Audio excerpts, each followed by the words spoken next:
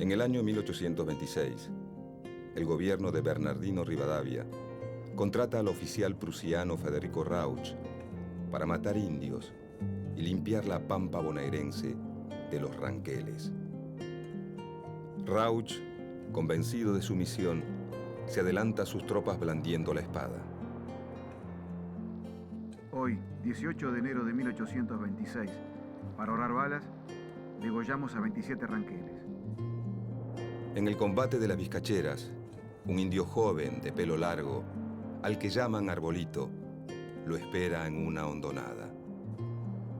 El militar europeo va solo, adelantado y a toda velocidad, cuando su corcel es boleado. Federico Rauch, el hombre responsable de exterminar indios ranqueles a lo largo de 2 años, cae.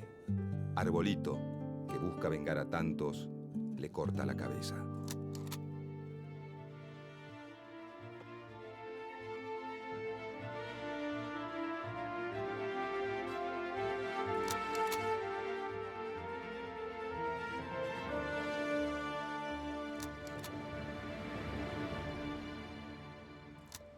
Hace aproximadamente 30.000 años, tribus provenientes de Asia y Oceanía comenzaron a ocupar el territorio americano, desde el estrecho de Bering hasta Tierra del Fuego. El tiempo y la geografía configuraron diversos pueblos con diferentes culturas y modos de vida.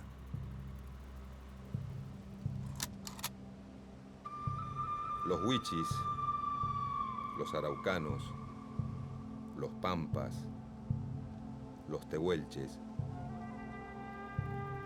subsistieron gracias a la caza, la pesca y la recolección de frutos. Otros, como los incas, llegaron a construir ciudades imponentes y lograron afianzar un extenso imperio que abarcaba los actuales territorios de Perú, Bolivia y el norte de Argentina y Chile. Se calcula que la población total, hasta la llegada de los españoles en el siglo XV, era de 2 millones de habitantes originarios.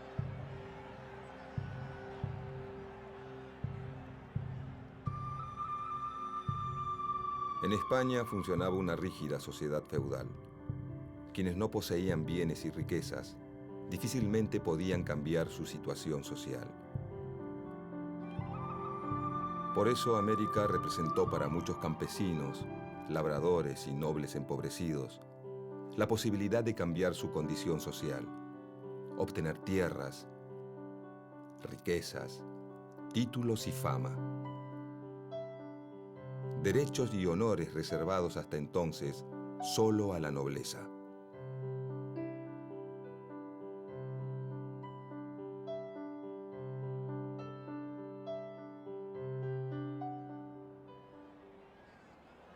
Desde la llegada de don Pedro de Mendoza al Río de la Plata, la política adoptada fue la de las hostilidades con los habitantes originarios, la apropiación de sus tierras y su posterior dominación por medio de la fuerza y la religión. Las líneas divisorias entre los asentamientos españoles e indígenas fueron, durante largo tiempo, fluctuantes y reñidas. La creación del Virreinato del Río de la Plata y la consecuente presencia de un poder político y militar fuerte permitieron establecer una línea de fronteras medianamente alejadas de los centros urbanos.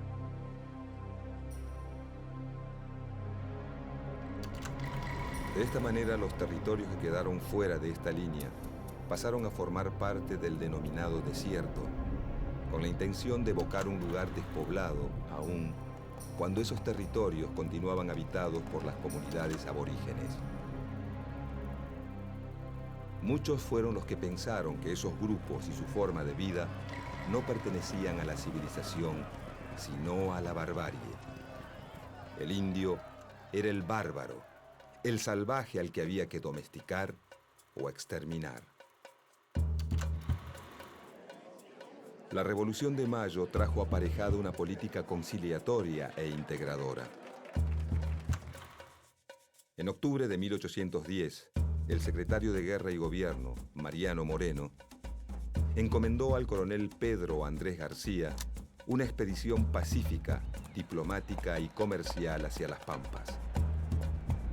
García elevó un informe a la Junta en el que decía que el indio, a pesar de su barbarie, podía ser reducido y asimilado a la civilización.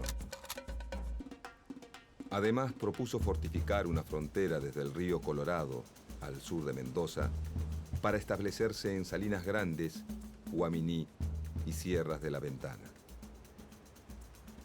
Cuando el coronel Feliciano Chiclana visitó a los ranqueles en Leubucó en 1819, pactó con ellos una alianza contra los españoles. En Buenos Aires, el saladero, industria dedicada a la elaboración de tasajo, carne seca conservada en sal, creció notablemente y dio origen al grupo de los saladeristas rioplatenses, que ejerció enorme influencia en la dirección política del naciente país. Para ello, era necesario, además del ganado, contar con la sal traída de Salinas Grandes o de la costa patagónica, todos territorios pertenecientes a distintas tribus.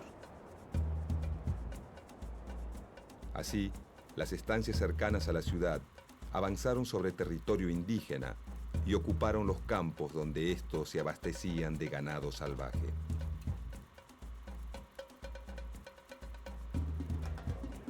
Al poco tiempo de asumir la gobernación de Buenos Aires, Martín Rodríguez delegó prácticamente el gobierno a su ministro Bernardino Rivadavia y se lanzó a una campaña al desierto.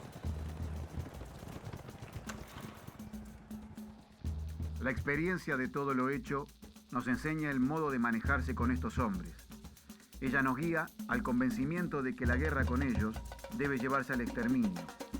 En la guerra se presenta el único remedio bajo el principio de desechar toda la idea de urbanidad y considerarlos como enemigos que es preciso destruir y exterminar.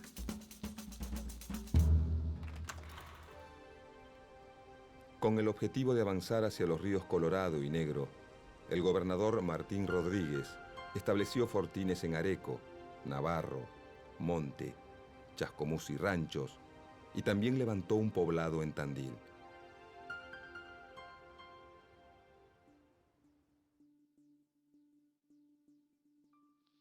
Fue errado y muy dañoso el sistema de conquistar a los indios salvajes a la bayoneta y de hacerlos entrar en las privaciones de la sociedad sin haberles formado necesidades e inspirándoles el gusto de nuestras comodidades. El ascenso de Rivadavia a la presidencia en 1826 significó para los Pampas la pérdida de una enorme cantidad de territorio. Todas las tierras públicas de la provincia quedaron hipotecadas como garantía del empréstito tomado con la casa bancaria Baring Brothers de Londres. Rivadavia decidió entonces aplicar el sistema de enfiteusis, por el cual los productores rurales podían ocupar y hacer producir las tierras públicas, no como propietarios, sino como arrendatarios. La ley promulgada en julio de 1826 lo establecía sin lugar a dudas. Quedan especialmente hipotecados al pago del capital e intereses de la deuda nacional las tierras y demás bienes inmuebles de propiedad pública, cuya enajenación se prohíbe en toda la nación. En vez de fraccionar la tierra y entregarla en lotes a pequeños y medianos productores para que la trabajaran, la enfiteusis rivadaviana entregó miles y miles de hectáreas a quienes ya eran grandes propietarios.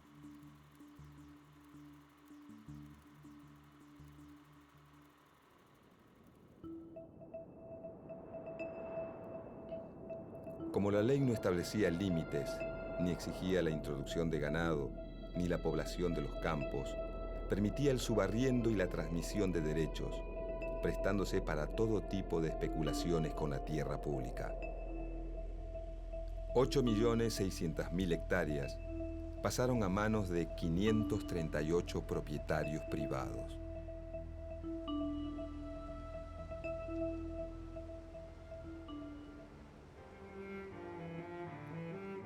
Para controlar las fronteras, y garantizar la tranquilidad de estos propietarios, Rivadavia contrató al mercenario prusiano Federico Rauch, que recibió el grado de coronel del Ejército Nacional. Su estrategia consistía en atacar por sorpresa y asesinar indiscriminadamente a hombres, mujeres y niños. Hoy, 18 de enero de 1826, para ahorrar balas, degollamos a 27 ranqueles.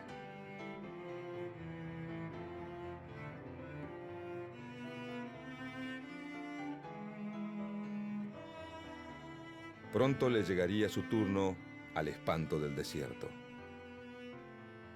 El 28 de marzo de 1829, en el combate de las Vizcacheras, Rauch fue derrotado y degollado por el ranquel Arbolito. Al momento de morir Rauch, los 30.000 kilómetros cuadrados de pampas que poseía Buenos Aires se habían transformado, por el avance del ejército, en más de 100.000. Una ciudad en la provincia de Buenos Aires, aún hoy, lleva su nombre.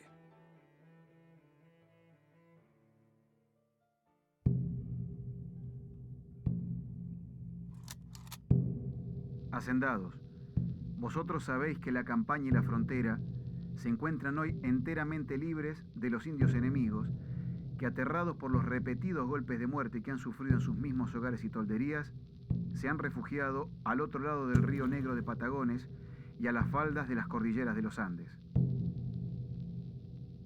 Un esfuerzo más, y quedarán libres para siempre nuestras dilatadas campañas, y habremos establecido la base de todos los cálculos de nuestra riqueza pública, y acabado la empresa que ha burlado por más de 2 siglos el valor y la constancia de nuestros mayores.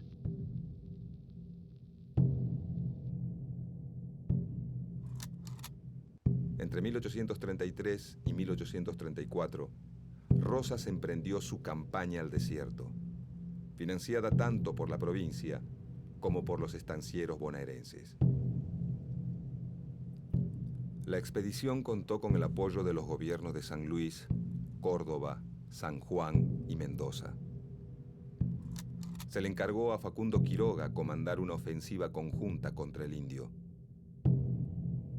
Organizados en 3 divisiones, la última dirigida por el mismo Rosas, penetraron en territorio indígena, llegando a los ríos Colorado y Negro y ocupando Choele, Choel. Durante la campaña, Rosas combinó la conciliación con el sometimiento.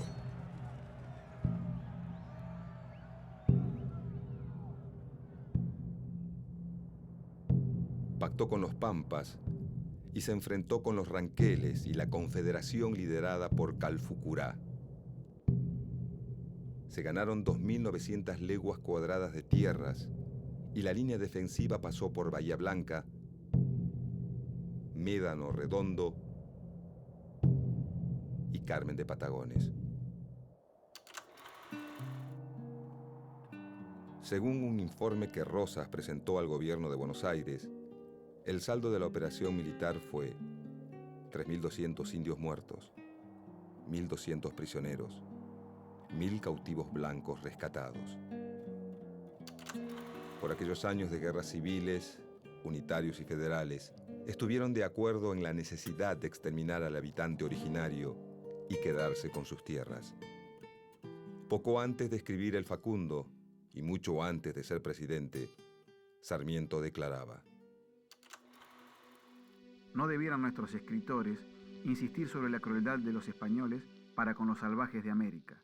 Ahora como entonces, nuestros enemigos de raza, de color, de tendencias, de civilización. Quisiéramos apartar de toda cuestión social americana a los salvajes, por quienes sentimos, sin poderlo remediar, una invencible repugnancia. No son más que unos indios asquerosos a quienes habríamos hecho colgar y mandaríamos colgar ahora si reapareciesen en una guerra.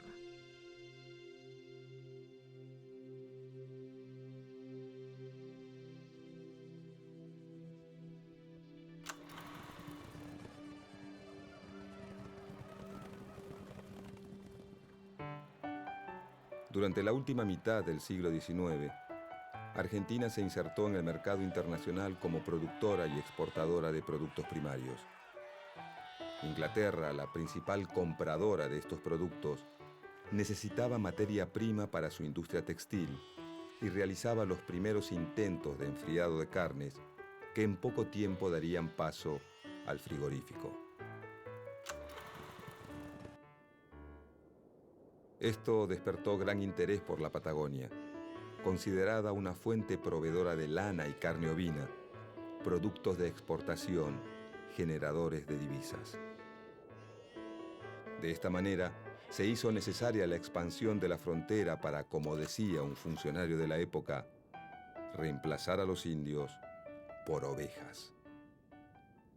Se comenzó a pensar en poblar la región para asegurar la soberanía argentina en esas tierras y abrir una vía de comunicación hacia el Océano Pacífico para obstruir las ambiciones chilenas sobre el Estrecho de Magallanes.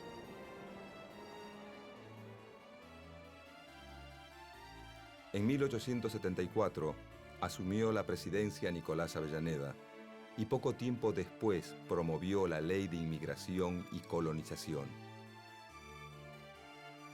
La ley fomentaba la inmigración mediante oficinas de propaganda en las principales ciudades europeas, donde se entregaba folletería informativa que prometía pasaje gratis, tierra en propiedad y trabajo.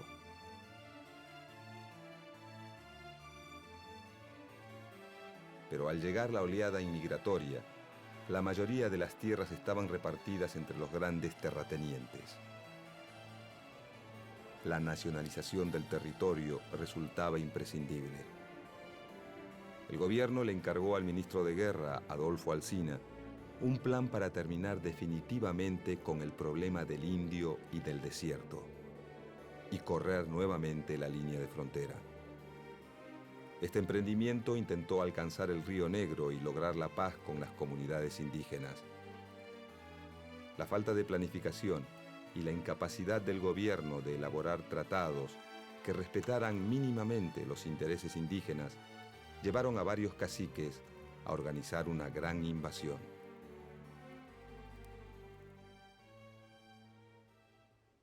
Alsina organizó la contraofensiva en 1876.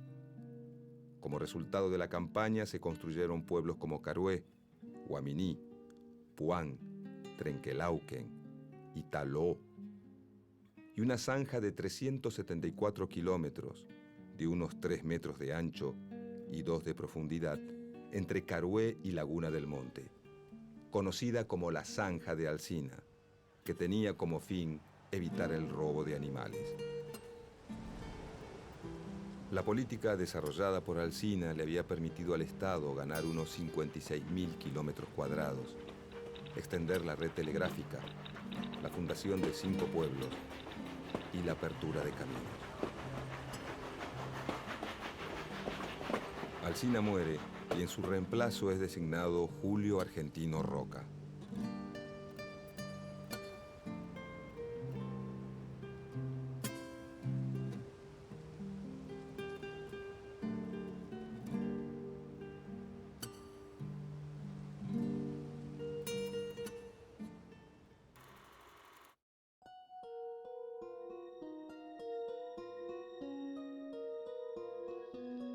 Sellaremos con sangre y fundiremos con el sable, de una vez y para siempre, esta nacionalidad argentina que tiene que formarse como las pirámides de Egipto y el poder de los imperios, a costa de sangre y el sudor de muchas generaciones.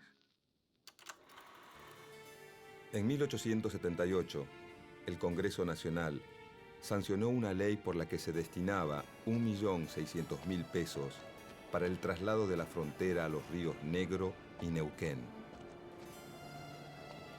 La suma millonaria se obtendría a través del producido de las tierras públicas nacionales que se conquistaran.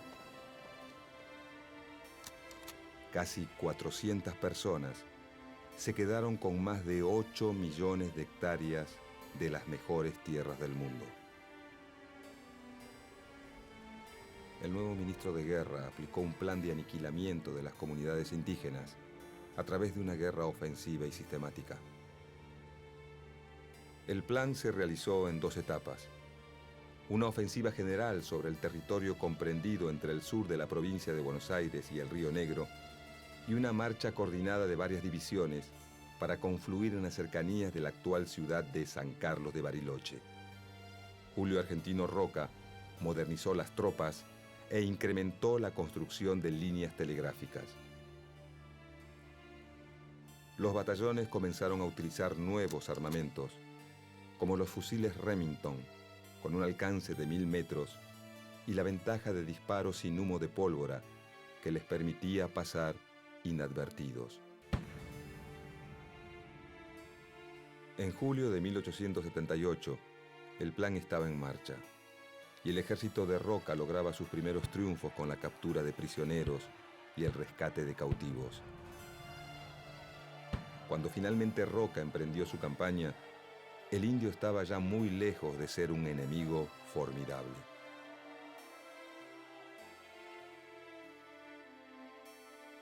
En la superficie de 15.000 leguas que se trata de conquistar, comprendidas entre los límites del Río Negro, los Andes y la actual línea de fronteras, la población indígena que la ocupa puede estimarse en 20.000 almas. Tenemos 6.000 soldados armados con los últimos inventos modernos de la guerra, para oponerlos a 2.000 indios que no tienen otra defensa que la dispersión ni otras armas que la lanza primitiva.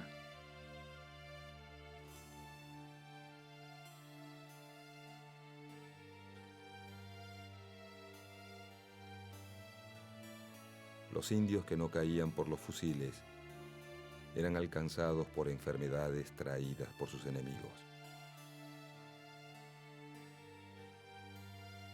Cuando la financiación estuvo aprobada y el negocio armado, Roca preparó sus fuerzas para la ofensiva final. La expedición partió entre marzo y abril de 1879. Los 6.000 soldados fueron distribuidos en 4 divisiones que partieron de distintos puntos para rastrillar la pampa.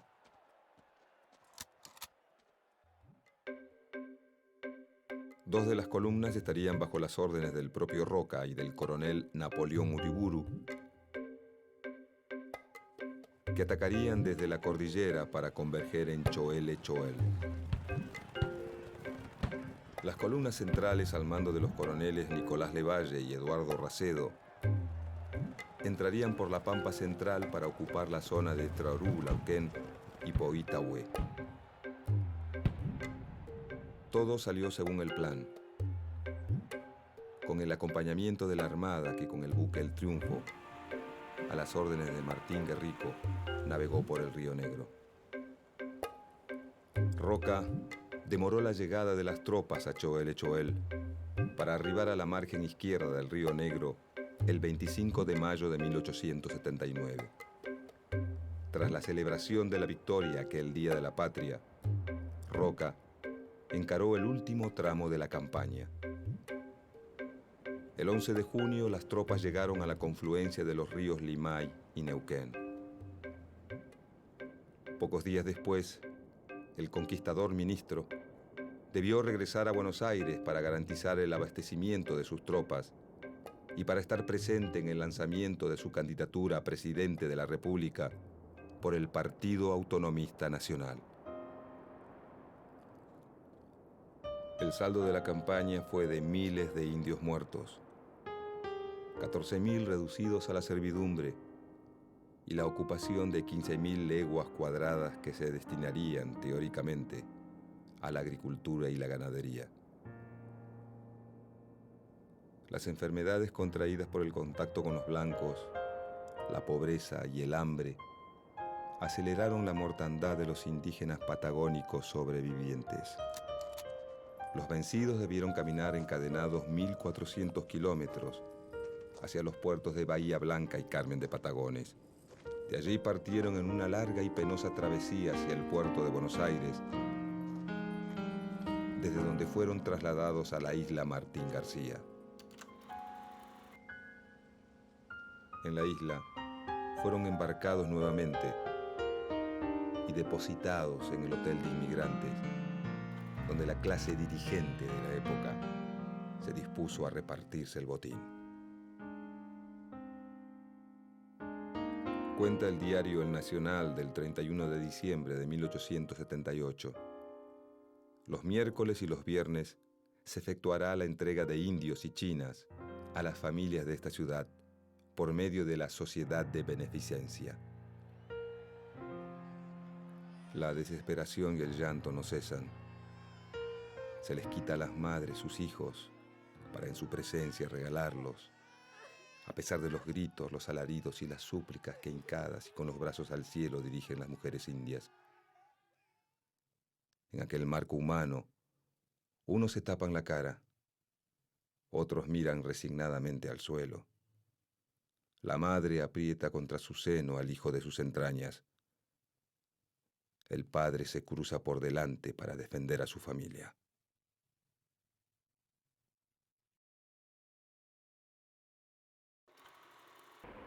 De todo me acuso, Padre, pero juro ante Dios que no tengo una sola muerte inútil sobre la conciencia. La absolución. Ergo te absolvo, in nomine Pater, Filio et Spiritus Sancto. Amén. La jerarquía católica expresó oficialmente su beneplácito por la conquista a través de Monseñor Fagnano. Dios en su infinita misericordia ha proporcionado a estos indios un medio eficacísimo para redimirse de la barbarie y salvar sus almas, el trabajo y sobre todo la religión que los saca del embrutecimiento en que se encontraban. Algunas tribus con sus capitanejos y caciques que lograron escapar continuaron resistiendo por medio de escaramuzas en las fronteras, pero fueron finalmente reducidos por la fuerza o por el pacto, recibiendo un total de 24 leguas en zonas estériles y aisladas. La conquista del desierto cumplió con dos objetivos fundamentales para la élite gobernante: afianzar la burguesía y consolidar el poder militar. Además sirvió para que entre 1876 y 1903, un lapso de 27 años, el Estado regalase o vendiese casi 42 millones de hectáreas a 1.800 terratenientes, vinculados estrechamente por lazos económicos y familiares, a los diferentes gobiernos que se sucedieron en aquel período. 67 propietarios pasaron a ser dueños de 6 millones de hectáreas. Entre ellos se destacaron 24 familias patricias, que recibieron parcelas que oscilaban entre las 200.000 hectáreas de los Luro a las 2.500.000 obtenidas por los Martínez de Oz. Para 1920, solamente 50 familias eran propietarias de más de 4 millones de hectáreas en la provincia de Buenos Aires. Estas tierras fiscales, que según marcaba la ley de inmigración, debían ser destinadas al establecimiento de colonos y pequeños propietarios llegados de Europa, fueron distribuidas entre una minoría de familias vinculadas al poder que pagaron por ellas sumas irrisorias.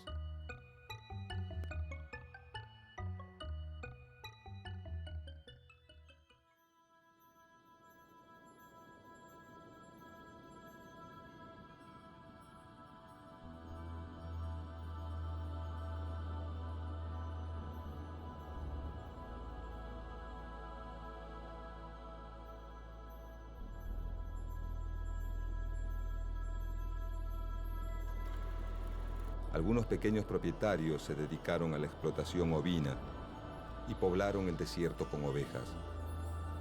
Otros dejaron centenares de miles de hectáreas sin explotar y sin poblar, especulando con la suba del precio de la tierra. Aún hoy, el territorio de la Patagonia tiene un porcentaje de medio habitante por kilómetro cuadrado.